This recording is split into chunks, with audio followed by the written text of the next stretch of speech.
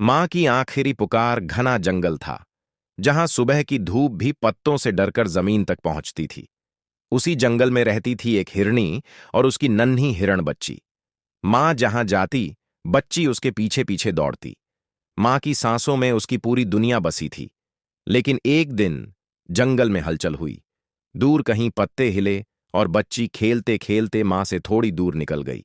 वो पत्तों के पीछे भागी, फूलों से खेली, और जब पलट कर देखा, मां वहां नहीं थी। मां, उसकी आवाज जंगल में गूंज गई, लेकिन जवाब नहीं आया।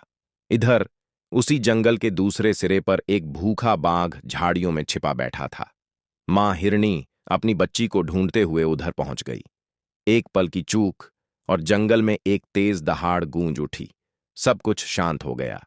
कुछ देर बाद नन्ही हिरण बच्ची कांपते हुए उसी रास्ते पर पहुंची। वहां उसकी मां नहीं थी, सिर्फ टूटी हुई घास और मां की महक थी। वो वहीं बैठ गई।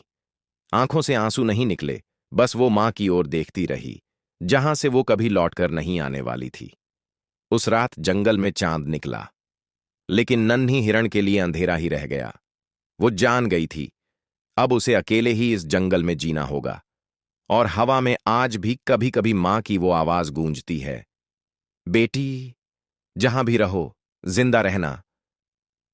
सीख जंगल हो या जिंदगी, मां की ममता सबसे बड़ी ढाल होती है।